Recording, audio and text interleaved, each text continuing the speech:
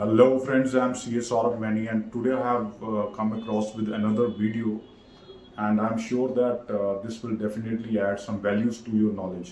Today I have chosen the topic TDS and I have made a very beautiful slide and covered all the important sections, and I'm sure that after watching the whole video you will feel some enhancement in your knowledge in respect to the concepts of the TDS. So stay tuned till end. So friends, topic start करते हैं, deduction and collection of tax at source. ये एक slide में आपको पता चलेगा कौन कौन से सेक्शंस जो हैं मैं इस वीडियो में कवर अप करूँगा। इसमें है section 192 for salaries, 192 A T D S on accumulated balance due to employ, 193 interest on securities, 194 interest T D S on dividend, 194 A T D S on interest other than interest on securities, 194 B winning of lottery and puzzles or card game or other game, 194BB winning from horse race, 194C TDS on payment to contractor, 194D TDS on commission, 194DA payment in respect of life insurance, 194G TDS on commission on sale of lottery tickets, 194H commissions other than insurance commission, 194I rent, 194IA payment on transfer of certain immovable property. This is very important section. 194IB payment of rent by certain individuals and HUF. 194IC payment under specified agreement. 194J fees for professional services, technical services, etc. 194K income in respect of units. 194LA compulsory acquisition of immovable property. 194MNO, these are the new sections. M is for the payment not covered under section 194CHJ. 194N is payment of certain amount in cash by banking company, cooperative bank or post office. And 194O is for payment of certain sum by e-commerce operators to e-commerce participants. So friends, मैंने ये सारी slides बनाई हैं, बहुत ही specific slides हैं। I think आप अगर and तक जुड़े रहेंगे, बहुत ही कम टाइम में आपको TDS के बारे में पूरी नॉलेज देने की कोशिश करूँगा। सबसे पहला सेक्शन है जी 192 TDS ऑन सैलरीज। इसमें डिडक्टर कोई भी पर्सन होना चाहिए, कोई भी हो सकता है, और डिडक्टी जो है जिसका TDS कटा जाएगा वो रेजिडेंट या नॉन रेजिडेंट कुछ भी हो सकता है। रेट ऑफ TDS जो है वो as per the income tax slab है। आपको पता ही है जो सैलरीज के अंदर जो TDS करता है वो स्लैब के बेसिस पे आपकी इनकम की कैलकुलेशन होगी और उसके बेसिस पे आपका टैक्स कटेगा। जो द की पॉइंट्स और नोट्स जो आपको ध्यान में रखने हैं, income from previous owner any other income is to be clubbed and already deducted TDS will also be considered. मान लो आपने एक साल के अंदर एक जॉब चेंज कर लिया है, तो आपके पिछले एम्प्लॉयर ने जो भी आपका TDS काटा था या जो भी सैलरी आपको दी थी वो सारी क्लब करके ही कंसिडरेशन की जाएगी आपकी TDS की कैलकुलेशन की। एम्प्लॉयर की ये रिस्पॉन्सिबिलिटी रहेगी कि वो सारे प्रूफ्स जो डिडक्शंस के हैं, एग्जाम्पशंस जो भी आप क्लेम कर रहे हो HRA की फॉर्म में, या होम लोन का इंटरेस्ट है, या कोई भी अलाउंसेज आप एग्जाम्पशन अगर आप क्लेम कर रहे हो, मेडिकल इंश्योरेंस की अगर आप क्लेम कर रहे हो, वो एम्प्लॉयर की रिस्पॉन्सिबिलिटी रहेगी कि वो सारे प्रूफ्स को वो डॉक्यूमेंट करे। अच्छा, एक नया सेक्शन आपको पता है जो न्यू टैक्स रेजिमे के अंदर 115 BAC जो नया सेक्शन लॉन्च हुआ है, जिसके अंदर आपके पास एक ऑप्शन है, अगर आप 80C के बेनिफिट्स नहीं लेना चाहते, आप होम लोन का इंटरेस्ट आप नहीं क्लेम करना चाहते या है ही नहीं आपके पास, या 80C के अंदर आपने इंश्योरेंस पॉलिसीज या फिर FDs कुछ भी इन्वेस्टमेंट या सेविंग्स नहीं कर रखी, तो आपके पास ऑप्शन है, अब 115 BAC के अंदर आप अपनी इनकम टैक्स जो है वो अपनी फाइल कर सकते हो। आप जो टैक्स की कैलकुलेशन होगी 115 BAC के अंदर होगी, जिसके अंदर जो स्लैब्स हैं, जो स्लैब रेट्स हैं वो ऑल टुगेदर डिफरेंट हैं और काफ़ी कम टैक्स आपका रहता है। इवन आपने अगर 80C में इन्वेस्टमेंट्स नहीं कर रखी, आपका होम लोन नहीं चल रहा। हाँ, लेकिन इसमें एक क्रक्स है, मतलब एक ब्रेक इवन सा है। मैं मोटा मोटा बता दूँ, अगर 10 लाख से ज़्यादा जिसकी सैलरी है, annual package net taxable income 10 lakh से ज़्यादा अगर आ गई है, तो उसके लिए जो नई टैक्स रेज में है वो ज़्यादा बेनिफिशियल है। और बाकियों के लिए जो प्रीवियस वाली जो चल रही थी ओल्ड रेज में, जो टैक्स स्लैब्स हम बेसिक टैक्स स्लैब हैं उसके बेसिस पे वो ज़्यादा कंफर्टेबल रहती है। नेक्स्ट है जी, सैलरीज के अंदर आपको कोई भी जो आपका लॉस है वो सेट ऑफ की ऑप्शन नहीं रहती। मतलब बाकी अगर इनकम है, इनकम अदर सोर्सेज है, बिजनेस इनकम है या कोई और इनकम है किसी भी हेड के अंदर, तो आप जो लॉस है वो सेट ऑफ कर सकते हो, लेकिन इसके अंदर आपके पास ऑप्शन नहीं है। TDS will be deducted by the employer after giving effect of all the deductions, वो मैंने कवर कर ही दिया है। Next section 192A, this is also on like on employees, on the salaried employees, salaried assessees. और इसमें क्या रहता है, जो भी आपका प्रोविडेंट फंड का जो एक्यूमुलेटेड बैलेंस है वो जब भी आपको मिलता है तो उस पर 10% का TDS काटा जाएगा, लेकिन उसमें कंडीशन है, TDS अगर 50,000 तक का आपके पास अगर क्लेम जो प्रोविडेंट फंड अगर आपको मिल रहा है तो TDS की कोई रिक्वायरमेंट नहीं है। और दूसरा, अगर इन केस आप डिक्लेरेशन देते हो, मान लो आपने जॉब ही चली गई, आप जॉब कर ही नहीं रहे, रिटायर हो चुके हो, या फिर आपने वॉलंटरी रिटायरमेंट ले ली और बिजनेस वगैरह स्टार्ट करना चाह रहे हो, तो तब अगर आप अपना प्रोविडेंट फंड आप इन कैश करवा रहे हो, तो उसमें आप एक डिक्लेरेशन दे सकते हो 197A, जिसमें फॉर्म जी या फॉर्म एच लगता है। फॉर्म एच होता है सीनियर सिटीजन के लिए, फॉर्म जी रहता है बाकी सभी के लिए। तो उसमें आप डिक्लेरेशन दे सकते हो कि आपकी इनकम इतनी नहीं है अभी जो टैक्स आपका काटा जाए, तो उस हिसाब से फिर आप इससे बच सकते हो, टैक्स नहीं कटेगा उस केस के अंदर। पैन मैंडेटरी है, अगर आपने पैन अपडेट करवाया ही नहीं था, आपके पास पैन है ही नहीं, तो इसमें जो मैक्सिमम मार्जिनल रेट 42.74 पे टैक्स लगेगा। नेक्स्ट है section 193, TDS on interest on securities. अगर कोई भी सिक्योरिटीज़ पे अगर कोई इंटरेस्ट की पेमेंट बनती है तो उसमें भी 10% का TDS काटना होगा, लेकिन इसकी एग्जम्पशंस है। अगर TDS सेंट्रल गवर्नमेंट या स्टेट गवर्नमेंट की सिक्योरिटीज़ के अगेंस्ट है तो TDS नहीं काटना। अगर इंश्योरेंस कंपनी को अगर कोई देना पड़ रहा है इंटरेस्ट, तो उस पर भी TDS की प्रोविज़न एप्लीकेबल नहीं है। हाँ, अगर अगर कोई लिस्टेड सिक्योरिटीज़ भी हैं और डीमेटेरियलाइज फॉर्म के अंदर है, और उसमें और 5,000 तक की अगर पेमेंट है इंटरेस्ट ऑन सिक्योरिटीज़ पे, तो उसमें भी TDS काटने की ज़रूरत नहीं है। अगर रेलवे फाइनेंस कॉर्पोरेशन या पावर फाइनेंस कॉर्पोरेशन को कोई इंटरेस्ट पेमेंट है, उस पर भी TDS 193 सेक्शन के अंदर एप्लीकेबल नहीं है। बाकी सारी जितनी भी इंटरेस्ट ऑन सिक्योरिटीज़ हैं उस पर TDS कटेगा 10% के हिसाब से। नेक्स्ट है TDS on dividend.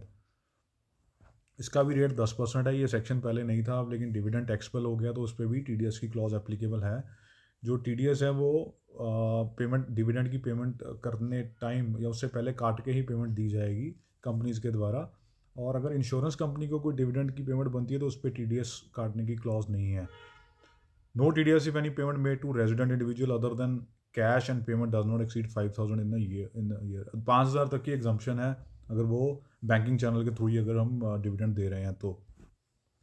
TDS on interest other than interest on securities, तो बाकी जितने भी इंटरेस्ट हैं, कोई हम एडवांसेस दे रहे हैं किसी को अनसिक्योर्ड लोन की फॉर्म में, अदरवाइज भी कोई भी किसी भी तरह का अगर इंटरेस्ट है तो उस पर ये सेक्शन 194A लगेगा, और उस पर जो 10% की क्लॉज है वो एप्लीकेबल है TDS की। लेकिन इसमें जो मेन पॉइंट ध्यान में रखने वाले वो ये हैं, जो इंडिविजुअल या HUF जिसकी टर्नओवर अगर 1 करोड़ या रिसीट्स 50 लाख तक की हैं किसी भी पिछले फाइनेंशियल ईयर के अंदर, तो उसको TDS काटने की ज़रूरत नहीं है। कहने का मतलब, अगर वो ऑडिट की के दायरे में नहीं आ रहा लास्ट ईयर, प्रोसीडिंग ईयर, तो वो उसको TDS काटने की ज़रूरत नहीं है। सेकंड एग्जाम्पशन इसमें आ रही है, no TDS if total interest payable in the financial year does not exceed 40,000। 40,000 तक का अगर इंटरेस्ट है पूरे साल के अंदर तो TDS काटने की ज़रूरत नहीं है। अगर वो सीनियर सिटीजन को पे हो रहा है तो 50,000 तक की लिमिट है। बैंकिंग कंपनी या पोस्ट ऑफिस हो गया या कोई कोऑपरेटिव बैंक है, और उसमें भी TDS की क्लॉज नहीं है अगर 5,000 तक का अगर वो पेमेंट का है। अगर no TDS on interest on saving account, saving account के ऊपर TDS काटने की क्लॉज नहीं है इस सेक्शन के अंदर। पोस्ट ऑफिस की भी काफ़ी सारी स्कीम है, उसमें भी TDS एप्लीकेबल नहीं है, जैसे कोई किसान विकास पत्र है या कोई फिक्स्ड कोई स्कीम्स हैं, उसमें भी TDS ये सेक्शन 194 स्पेसिफिकली एग्जम्प्ट है। अगर कोई बैंक या फाइनेंशियल कॉरपोरेशन या कोई LIC या UTI या कोऑपरेटिव सोसाइटी को हमें कोई इंटरेस्ट अगर देना पड़ रहा है, मान लो हमने कोई फंड्स बोरो किए हैं बैंकिंग कंपनी से, तो हम उस पर TDS की क्लॉज एप्लीकेबल नहीं है। हाँ, लेकिन NBFCs को अगर करेंगे तो वो ये सेक्शन लगेगा। कोई क्रेडिट सोसाइटी है या लैंड मॉर्गेज या लैंड डेवलपमेंट बैंक्स हैं, उस पर भी अगर हम पेमेंट करते हैं इंटरेस्ट की तो TDS की एप्लीकेबिलिटी नहीं है। अगर कोई कोऑपरेटिव सोसाइटी की कोई स्कीम है और उसकी कोऑपरेटिव सोसाइटी की टर्नओवर 50 करोड़ तक की है, तो उस केस में भी 40,000 तक के इंटरेस्ट पे और 50,000 फॉर सीनियर सिटीजन अगर इंटरेस्ट दे रही है कोऑपरेटिव सोसाइटी, तो उस पर भी TDS काटने की क्लॉज नहीं है। नेक्स्ट सेक्शन है इसमें मैंने 2 सेक्शन कवर करे हैं। 194B, TDS on winning from lottery, crossword puzzle etcetera and winning from the horse race. इस पर 30% का टैक्स का है प्रोविज़न TDS काटने का। इसमें जो पॉइंट्स आपको ध्यान में रखने हैं, 10,000 तक की अगर पेमेंट हम पूरे एक फाइनेंशियल ईयर में कर रहे हैं तो, और उसमें कोई TDS काटने की ज़रूरत नहीं है, चाहे वो लॉटरी से विनिंग है चाहे वो हॉर्स रेस से है। हाँ, लेकिन अगर वो NRI है, नॉन रेजिडेंट है, जिसको जो विनर है बेसिकली, तो उसमें फिर ये 10,000 वाली क्लॉज भी एप्लीकेबल नहीं है। उसमें सेक्शन 195 के अंदर TDS काटना मैंडेटरी रहेगा। उसमें सेक्शन 194B नहीं लगेगा, 195 लगेगा, जो कि NRIs के ऊपर है, फॉरेन रिमिटेंस के ऊपर जो रहती है क्लॉज। जो ये पेयर हैं, जो भी ये लॉटरी रनिंग कर रहे हैं या हॉर्स रेस चला रहे हैं, उनको ध्यान में रखना है भी TDS काटा जाए। मान लो अगर कोई विनिंग प्राइस अगर इन काइंड है, not in the form of cheque या बैंक के थ्रू या कैश के थ्रू नहीं है, तो उस केस के अंदर ये उनकी रिस्पॉन्सिबिलिटी है किस तरह से TDS काटें। वो चाहे वो अपने जो विनर है उससे लेके काटें या खुद दें, जैसे भी करें, TDS जो अपफ्रंट ही कटेगा। नेक्स्ट सेक्शन बड़ा इंपॉर्टेंट सेक्शन है 194C, TDS on payment to contractors. इसके अंदर कोई भी पर्सन अगर कोई पेमेंट कर रहा है किसी भी कॉन्ट्रैक्टर को, कंडीशन है वो रेजिडेंट होना चाहिए जिसको पेमेंट कर रहा है, तो उसमें रेट ऑफ इंटरेस्ट 1% है अगर जो पे कर रहा है वो इंडिविजुअल या HUF है, 2% है बाकी सारे केसेस के अंदर। लेकिन इसमें भी ध्यान रखने वाली चीज़ है, जो अगर इंडिविजुअल और HUF जिनकी टर्नओवर या रिसीट्स 1 करोड़ या 550 लैक्स यानी कि ऑडिट की लिमिट से अगर बाहर है, वो ऑडिट उन पे एप्लीकेबल नहीं था प्रीसीडिंग फाइनेंशियल ईयर, पिछले फाइनेंशियल ईयर के अंदर, तो ये TDS काटने की ज़रूरत नहीं है उनको। और अगर पूरे साल के अंदर 30,000 एक सिंगल कॉन्ट्रैक्ट के अगेंस्ट, मतलब एक ही बार कॉन्ट्रैक्ट किया, उसकी अमाउंट 30,000 तक की थी, तो TDS नहीं काटने की ज़रूरत। या मल्टीपल एंट्रीज है, मतलब 10-10 हज़ार करके मल्टीपल पेमेंट्स हैं, 10,000 20,000 30,000, और उसका ग्रॉस टोटल 1 लाख तक का रहता है अगर साल के अंदर, तब भी ज़रूरत नहीं है। अगर 1 लाख क्रॉस होगा तो TDS की क्लॉज एप्लीकेबल होगी अंडर सेक्शन 194C। नेक्स्ट है अगर वो पर्सनल पर्पस के लिए यूज़ कर रहा है सारी की सारी जो भी फैसिलिटी है, जो कॉन्ट्रैक्ट है, जिसकी पेमेंट हो रही है, वो अगर पर्सनल पर्पस के लिए उसने फैसिलिटी यूज़ करी थी वर्क कॉन्ट्रैक्ट की, तो उस पर TDS एप्लीकेबल नहीं है, उसमें टर्नओवर भी जो है वो नहीं देखी जाएगी। एंड सेकंड, जो कॉन्ट्रैक्ट या वर्क जो उसकी एक डेफिनेशन है, includes manufacturing supplying a product according to the specification of the customer by using material from such customer और related person of such customer. कहने का मतलब अगर तो एक इंसान अगर खुद ही मैन्युफैक्चरिंग करके प्रोडक्ट्स बेच रहा है किसी को, तो वो उस पर कोई TDS एप्लीकेबल नहीं है। लेकिन वही प्रोडक्ट्स अगर वो जिसके लिए बना, मतलब उसी से रॉ मटेरियल ले रहा है, उसके लिए बना के उसको वापस कर रहा है, यानी कि जॉब वर्क कर रहा है, तो उस केस के अंदर वो TDS की क्लॉज जो है वो एप्लीकेबल रहेगी। TDS जो है वो इनवॉइस वैल्यू पे रहेगा। अगर उसमें बाइफर्केशन है, मटेरियल की अलग बाइफर्केशन है, वर्क की अलग है, तो सिर्फ वर्क वाला जो पार्ट है बेसिकली उसी के ऊपर TDS कटेगा। अदरवाइज अगर उसकी बाइफर्केशन नहीं मेंशन की हुई तो पूरी इनवॉइस वैल्यू के ऊपर ही TDS कटेगा। जो गुड्स कैरेज कॉन्ट्रैक्टर होते हैं जिनके पास 10 व्हीकल्स हैं, 10 कैरेजेस हैं अप टू 10, उन पे TDS की क्लॉज एप्लीकेबल नहीं है। हाँ, अगर मान लो किसी के पास 10 से ज़्यादा ट्रक या गुड्स कैरेज हैं, तो उस पर फिर TDS लगेगा अगर उसको कोई पेमेंट की जा रही है, उसकी जो फैसिलिटी हम अवेल कर रहे हैं। लेकिन एक चीज़ ध्यान में रखनी है, मान लो अगर किसी के पास गुड्स कैरेज है ही नहीं, फिर भी वो ट्रांसपोर्टेशन फैसिलिटी कर रहा है बाहर से हायर करके या जैसे भी करके, तो उस केस के अंदर TDS कटेगा। ये एग्जम्पशन उनके लिए नहीं है। नेक्स्ट है section 194D, TDS on insurance commission. 194DA, payment in respect of life insurance policy. And then 194G, TDS on commission on sale of lottery ticket. मैंने तीनों सेक्शन एक ही स्लाइड में कवर करे हैं क्योंकि तीनों का एक तो रेट सेम है, लगभग मिलते जुलते से हैं, तो 5% का जो TDS है इस पर एप्लीकेबल है इसमें। लेकिन जो चीज़ें ध्यान में रखनी हैं, जो इंश्योरेंस कमीशन है उस पर TDS नहीं कटेगा 194D के अंदर, और लॉटरी की जो सेल है उसकी कमीशन पे भी 194G के अंदर, अगर उस उन दोनों केसेस के अंदर अगर 15,000 तक की अगर टोटल पेमेंट है तो TDS काटने की ज़रूरत नहीं है। 15,000 पूरे फाइनेंशियल ईयर की स्लैब है, एक साल के अंदर अगर 15,000 तक की अगर पेमेंट हो रही है इंश्योरेंस कमीशन की या फिर commission on sale of lottery. Second है in respect of payment against insurance policy. अब क्या है, जैसे हम इंश्योरेंस पॉलिसीज हम लेते हैं और 10 साल बाद मान लो इंश्योरेंस मेच्योर होगी पॉलिसी और हमें वो पेमेंट जो मिल रही है, उस पर जो पेमेंट मिलेगी उस पर भी TDS कटेगा। लेकिन वो TDS पूरी की पूरी अमाउंट पे नहीं कटेगा, जितनी अमाउंट हमें मिल रही है माइनस कर दिया जाएगा जो आपने इंश्योरेंस प्रीमियम दिया है पूरे 10 सालों के अंदर, वो माइनस करने के बाद जो एक्स्ट्रा जो बफर आपको मिल रहा है उस पर जो TDS 5% का कटेगा। अब जो थर्ड मैंने जो की पॉइंट टू नोट है वो है सेक्शन 194D, जो इंश्योरेंस कमीशन है, और DA, commission on sale of commission in respect of life insurance है।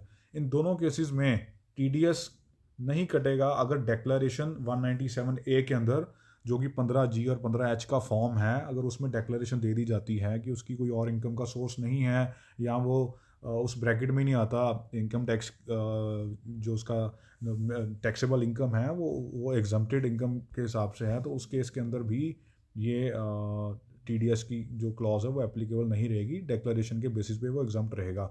लेकिन ये जो प्रोविज़न है वो 194G यानी कि कमीशन जो मिल रही है लॉटरी की सेल वो उस पर एप्लीकेबल नहीं है, उसमें आपका ये जो 15G और 15H नहीं चलेगा। नेक्स्ट है section 194H, TDS on commission other than insurance commission और ब्रोकरेज। कोई भी कमीशन, इंश्योरेंस और कमीशन और ब्रोकरेज को छोड़ के किसी भी तरह की कमीशन ऑन सेल्स है जैसे, या कोई भी कमीशन हम अपना बिजनेस प्रमोशन के लिए दे रहे हैं तो उस पर 5% का ही रहेगा TDS। लेकिन उसमें कुछ पॉइंट्स है जो आपको ध्यान में रखने हैं। वही सेम पॉइंट है इंडिविजुअल एचयूएफ जिसकी टर्नओवर 1 करोड़ या रिसीट्स 50 लाख तक की हैं, बिजनेस रिसीट्स प्रोफेशनल्स की, तो उस केस के अंदर वो प्रोसीडिंग फाइनेंशियल ईयर के अंदर तो उनको TDS काटने की ज़रूरत नहीं है इस सेक्शन के अंदर। और अगर पूरे साल के अंदर 15,000 तक की पेमेंट ही है कमीशन की, तब भी TDS काटने की ज़रूरत नहीं है। जो एम्प्लॉयज़ या डायरेक्टर को कमीशन दी जाती है या इंसेंटिव की फॉर्म में, अदरवाइज कमीशन कह लो या कुछ भी कह लो, तो उस पर भी उस पर ये सेक्शन एप्लीकेबल नहीं होगा, वो सैलरी कंसिडर की जाएगी और सेक्शन 192 के अंदर ही उसमें उनका जो स्लैब के हिसाब से ही टैक्स कटेगा, उसमें ये 194H सेक्शन नहीं लगेगा। No TDS on brokerage and commission of securities, but TDS will be deducted if commission or brokerage paid for commodity transaction. Securities की सेल परचेज के ऊपर अगर कोई कमीशन दे रहे हैं तो उस पर TDS की क्लॉज नहीं है, लेकिन अगर कमोडिटीज़ ट्रांजेक्शन है, कमोडिटीज़ के अगेंस्ट आपको ब्रोकरेज या कमीशन मिल रही है तो TDS 194H के अंदर कटेगा। अब एक बड़ा इंटरेस्टिंग पॉइंट है भी, अगर जो डिस्काउंट है जब वो सप्लायर अपने डिस्ट्रीब्यूटर को दे रहा है, डिस्ट्रीब्यूटर को, इसमें सेल और परचेज की ट्रांजैक्शन नहीं है, लेकिन ये डिस्काउंट जो डिस्ट्रीब्यूटरशिप के अंदर जो सप्लायर, अगर मान लो कोई जिस तरह से कोई एयरटेल के सिम्स हैं या कोई और कंपनी के सिम्स हैं, अगर वो किसी अपने डिस्ट्रीब्यूटर को दे रहा है और उसमें उसको डिस्काउंट दे रहा है, वो डिस्काउंट को कमीशन कंसिडर किया जाएगा और सेक्शन 194H उसमें लगेगा। डिस्ट्रीब्यूटर जो इस केस के अंदर वो मिडल मैन होगा, ना कि वो सेलर। बेसिकली मतलब वो परचेज सेल की ट्रांजेक्शन नहीं कर रहा, वो एक तरह से मिडल मैन अगर एक्ट कर रहा है तो उस केस के अंदर ये सेक्शन रहेगा। However, if relationship is of principal to principal, like product discount given by supplier to a buyer, stockist, dealer, then section 194H not applicable. ये थोड़ा सा ध्यान में रखने वाला है, लेकिन अगर इसी सिनेरियो में अगर वो प्रिंसिपल टू प्रिंसिपल रिलेशन है, यानी कि जो बायर सेलर का रिलेशनशिप अगर रहता है, तो उस केस के अंदर अगर सेल्स प्रमोशन के लिए कल को उसने डिस्काउंट दे दिया तो क्रेडिट नोट या डेबिट नोट एक्सचेंज करके, तो उस पर ये कमीशन वाला सेक्शन नहीं लगेगा। बड़ा इंपॉर्टेंट सेक्शन है 194I, TDS ऑन रेंट। ये हमारी रूटीन लाइफ में आई थिंक रहता ही है। इसमें जो है कोई भी पर्सन अगर किसी रेजिडेंट को अगर रेंट दे रहा है, तो अगर वो प्लांट और मशीनरी दे रहा है रेंट पे तो 2% का टैक्स है, लैंड बिल्डिंग या फर्नीचर दे रहा है तो 10% का रेंट रहेगा। जो पॉइंट्स हैं जो आपको ध्यान में रखने हैं वही सेम। पहला पॉइंट इंडिविजुअल और HUF जिसकी टर्नओवर या ग्रॉस रिसीट्स प्रोफेशनल की दोनों 1 करोड़ या 50 लाख जो भी एप्लीकेबल, अगर पिछले साल में उससे कम है तो TDS की एप्लीकेबिलिटी नहीं है। और अगर पूरे साल के अंदर जो रेंट हम दे रहे हैं 2,40,000 तक का है, तो उस केस के अंदर भी TDS ऑन रेंट वो जो है वो एप्लीकेबल नहीं होगा। लेकिन इसमें एक चीज़ आपको ध्यान में रखनी है, जो 2,40,000 है वो पर इसका ऑनर है। मतलब मान लो एक ही प्रॉपर्टी के अगर 2 ऑनर हैं और एक को हम 2 लाख का रेंट दे रहे हैं, दूसरे को 2 लाख का, यानी टोटल 4 लाख का हो गया, तो इस केस के अंदर TDS एप्लीकेबल नहीं होगा, क्योंकि वो पर ऑनर ही देखा जाएगा। अगर 2,40,000 या उससे ज़्यादा का, 2,40,000 से ज़्यादा का अगर रेंट दोनों को जा रहा है, 2.5 लाख जा रहा है, तो दोनों के केस में कटेगा। लैंडलॉर्ड कैन गिव डेक्लेरेशन, वही ऑप्शन है लैंडलॉर्ड के पास भी, अपनी डेक्लेरेशन दे 197A के अंदर और डिक्लेयर करे कि उसको जो टैक्स है वो एप्लीकेबल है नहीं इस केस के अंदर।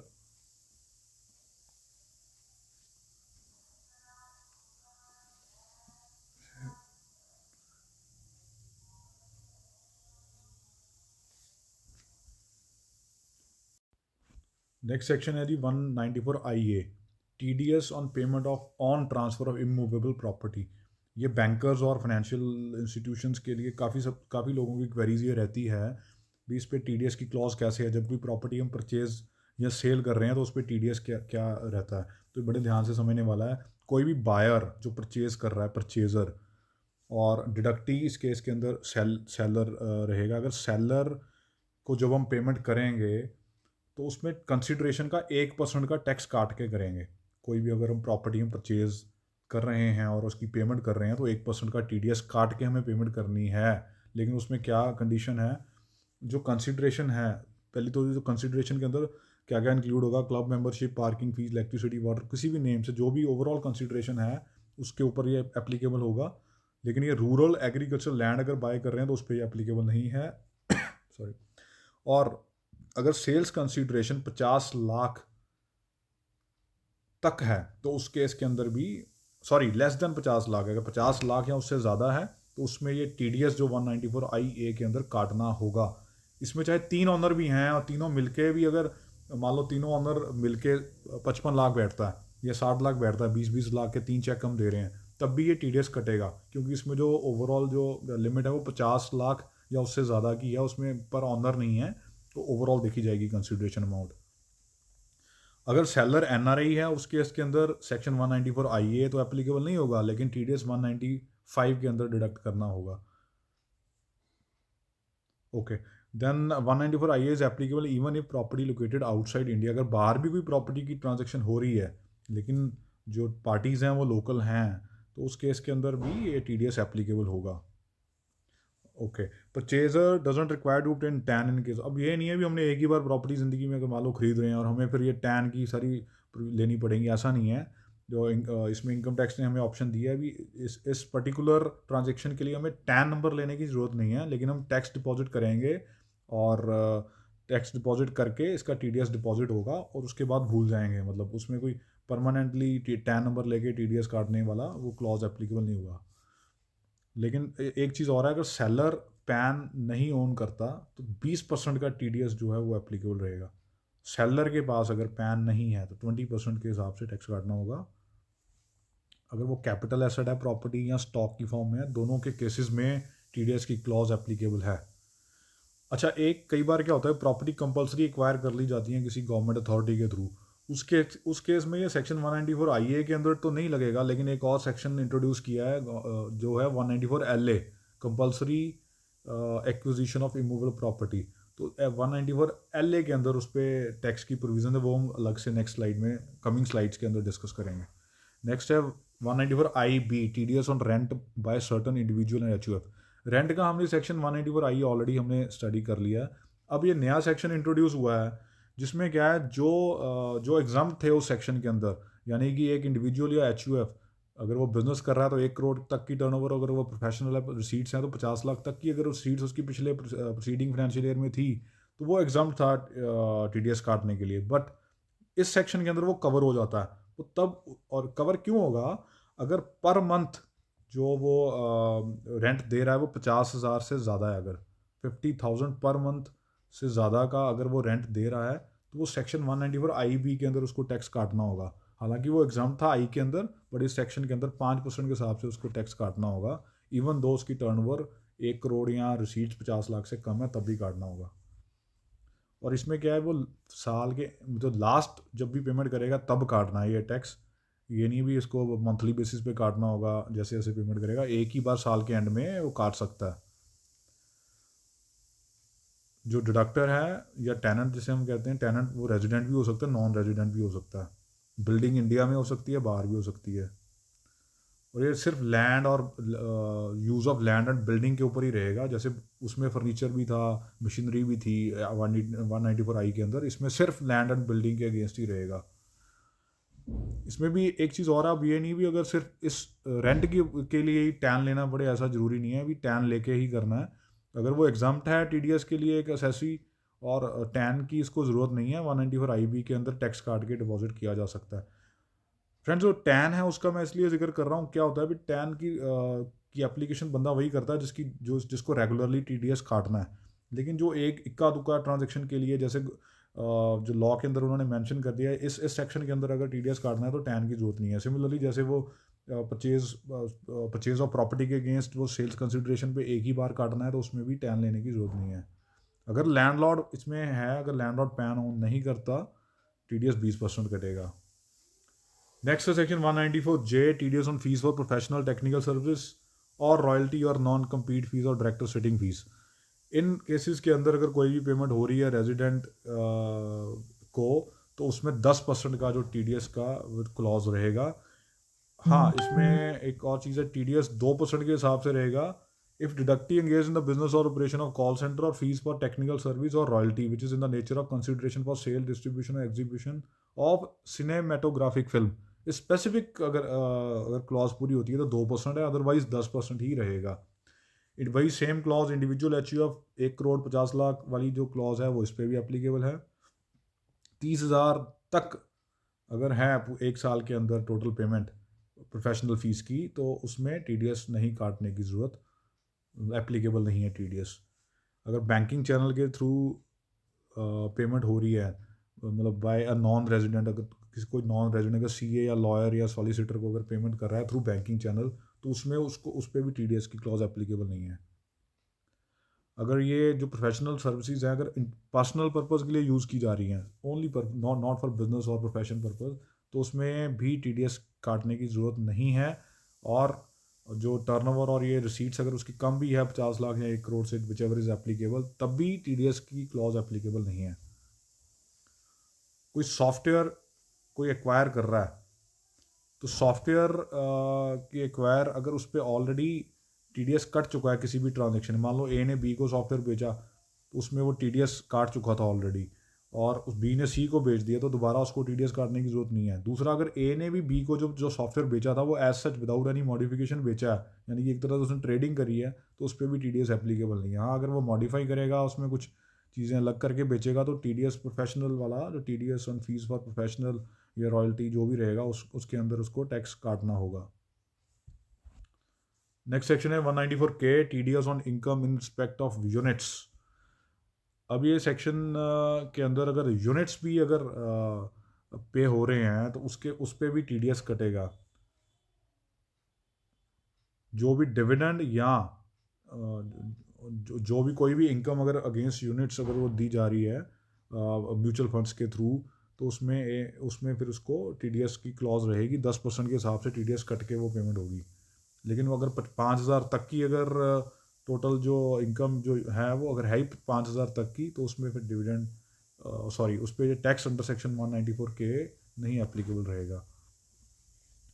ये है जी सेक्शन 194L है, जिसकी मैं पिछली स्लाइड में बात कर रहा था। TDS on payment of compensation on compulsory acquisition of any movable property.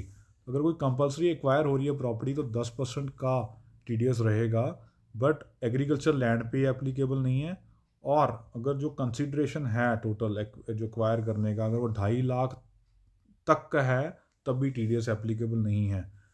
और एक चीज़ और है, इस एक लास्ट जो है पॉइंट इसमें, no TDS if payment is made in respect to any award और agreement which has been exempted from levy of income tax. जो स्पेसिफिकली अगर कोई अवार्ड या कोई भी एग्रीमेंट जिसके अंदर ये TDS एग्जाम्प्ट है, इनकम टैक्स ही एग्जाम्प्ट है जिसके अंदर, जिस ट्रांजेक्शन के अंदर, तो उस पर भी ये TDS इस सेक्शन के अंदर नहीं लगेगा। नेक्स्ट सेक्शन है TDS, नया सेक्शन है जी, इंट्रोड्यूस हुआ 194M। ये सेक्शन ये कहता है जो 194C 194H या 194J के अंदर टैक्स अगर नहीं कटा था, उसमें अगर एप्लीकेबिलिटी नहीं थी इन सेक्शंस की, तो वो 194M के अंदर TDS काटा जाएगा 5% के हिसाब से। लेकिन इसमें जो है, इसमें ऑल इंडिविजुअल HUF, मतलब सारे इंडिविजुअल HUF कवर्ड रहेंगे जो 194M के अंदर, जिनकी टर्नओवर 1 करोड़ से कम भी थी, 50 लाख से कम की रिसीट्स हैं, वो भी एप्लीकेबल, उन पर भी एप्लीकेबल रहेगा। इसमें TDS किस किस रीज़न से कटेगा? अगर वो कॉन्ट्रेक्चुअल नेचर की पेमेंट है, कमीशन या ब्रोकरेज की है, या प्रोफेशनल फीस की पेमेंट है। लेकिन जो मेन रीज़न है इस सेक्शन को इंट्रोड्यूस करने का, वो ये है, अगर 1 साल के अंदर 50 लाख से ज़्यादा की अगर पेमेंट हो रही है इस किसी भी सेक्शन के अंदर, मतलब किसी भी नेचर की पेमेंट, ये वाली जो 3 मेंशन करी हैं, प्रोफेशनल, कमीशन या कॉन्ट्रैक्ट नेचर की, अगर 50 लाख से ज़्यादा है, तब ये सेक्शन एप्लीकेबल है। मतलब अगर मान लो एक एक बिजनेसमैन जो अपनी जो ड्यू टू नॉट ऑडिटेबल, यानी कि 1 करोड़ तक की जिसकी टर्नओवर थी पिछले फाइनेंशियल ईयर में, उस पर टैक्स काटने की ज़रूरत नहीं है। लेकिन जब वो अगर अगर वो 1 साल के अंदर 50 लाख से ज़्यादा की अगर पेमेंट कर रहा है किसी भी कॉन्ट्रैक्ट की, या फिर किसी भी प्रोफेशनल को, या कोई कमीशन या ब्रोकरेज, तो उस केस के अंदर उसको 194M के अंदर TDS काटना पड़ेगा। और इसमें भी क्योंकि ये स्पेसिफिक है, तो टैन की ज़रूरत नहीं है, टैन के लिए मैंडेटरी नहीं है उस केस के अंदर। असेसिंग ऑफिसर एक सर्टिफिकेट इशू कर सकता है कि टैक्स ना काटा जाए या लोअर टैक्स काटा जाए, वो सेसी की रिक्वेस्ट के ऊपर है, वो सर्कमस्टेंसेस को देख के वो रिक्वेस्ट कंसिडर कर सकता है। नेक्स्ट सेक्शन है जो नया सेक्शन 194N है, TDS on payment of certain amount in cash. कोई भी बैंक, कोऑपरेटिव बैंक या पोस्ट ऑफिस अगर किसी रेजिडेंस को कोई पेमेंट कर रहा है कैश में, मतलब पूरी, चाहे वो विड्रॉल की फॉर्म में है जो भी है, तो 2% का TDS कटेगा। लेकिन उसमें क्लॉज है, अगर एक साल में 1 करोड़ से ज़्यादा की पेमेंट है तभी ये सेक्शन एप्लीकेबल रहेगा, और उसमें पूरी की पूरी अमाउंट पे TDS काटना होगा। मतलब एक साल के अंदर 1 करोड़ से ज़्यादा का विड्रॉल कर लिया है कैश की फॉर्म के अंदर, एक या दो अकाउंट उसी बैंक के अंदर, एक या दो अकाउंट है, सारे बैंक्स को क्लब करके ये कंसिडर होगा, और 1 करोड़ से ज़्यादा अगर बनते हैं तो 2% का TDS उस ओवरऑल विड्रॉल पे कटेगा।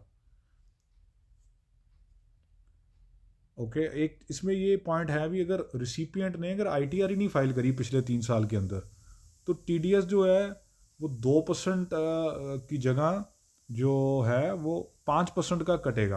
मतलब 20, लेकिन उसमें उनको उसमें स्लैब बना दी गई है, 20 लाख तक के लिए 2% का कटेगा, और 20 से 1 करोड़ के ऊपर 5% कटेगा। लेकिन ये मतलब प्रैक्टिकली क्यों, किस तरह से ये एप्लीकेबल होगी, क्योंकि ITR बैंक देखेगा इसने ITR फाइल करी है कि नहीं करी, वो थोड़ा सा चंबा है। तो बेसिकली मोटा मोटा हमें ये समझना है, 2% का अगर 1 करोड़ से ज़्यादा का कैश विड्रॉल रहता है बैंक से, तो वो बैंक लाइबल है 2% टैक्स काटने के लिए। अगर पैन नहीं है, बंदे का पैन ही नहीं है, आधार के बेस पे अगर अकाउंट खुला है और ऊपर से 1 करोड़ से ज़्यादा की विड्रॉल हैं, तो 20% का जो टैक्स है वो टैक्स रेट 20% के हिसाब से कटेगा। SSC ऑफिसर के पास कोई राइट नहीं है इसके अंदर भी वो कोई इशू करे सर्टिफिकेट कि टैक्स ना कटे या उसको कम कटे, ऐसा कोई भी राइट SSC ऑफिसर को नहीं दिया गया है। नेक्स्ट सेक्शन है जी, जो लास्ट सेक्शन इस स्लाइड का, वो है TDS on payment of certain amount by e-commerce operator to e-commerce participant. अब आजकल सारा कुछ गवर्नमेंट को छोड़ती नहीं है, अब E-कॉमर्स काफ़ी ज़्यादा मतलब हॉट है इस टाइम पे, सारी पेमेंट परचेज ट्रांजेक्शन्स काफ़ी कुछ होती हैं ऑनलाइन, तो उसको भी, उस पर भी उन्होंने जो TDS की क्लॉज लगा दी है। जो भी ऑपरेटर हैं, जो भी पार्टिसिपेंट है, उसको अगर पेमेंट करेंगे तो 1% का टैक्स काटेंगे, लेकिन वो सारे केसेस में नहीं है, इसमें रिलैक्सेशन है, वो आप देख लें। ये जो है, पहले तो TDS is on sale of goods and services to e-commerce participant by e-commerce operator through digital electronic platform. Digital या इलेक्ट्रॉनिक प्लेटफॉर्म के थ्रू ही ट्रांजेक्शन होती हैं जी सारी। अच्छा, अगर इंडिविजुअल या HUF जिसकी gross amount of sale service does not exceed 5 lakhs, अगर मान लो एक अमेजोन के थ्रू आप कुछ बेच रहे हो और 5 लाख तक की अगर सेल है आपकी, और पैन और आधार आपने फर्निश किया हुआ है, तो आप पे आपकी जो परचेज जो आपकी सेल है उसके ऊपर जो पेमेंट आएगी उस पर TDS नहीं कटेगा, अगर पूरे साल के अंदर 5 लाख तक की, अगर 5 लाख से ज़्यादा की आप सेल कर रहे हो तो आपका टैक्स कट के आपको E-कॉमर्स जो ऑपरेटर्स हैं आपकी पेमेंट करेंगे। अगर पैन और आधार फर्निश नहीं करते हो आप, तो 5% का टैक्स कटेगा, जो 1% की जगह 5 का कटेगा। जो नॉन रेजिडेंट E-कॉमर्स पार्टिसिपेंट हैं, मतलब जो मतलब एक मान लो अमेजोन, कोई इंडिया की साइड उठा लो, अगर उसमें कोई नॉन रेजिडेंट अगर वो पार्टिसिपेट कर रहा है तो उस पर TDS की क्लॉज नहीं है।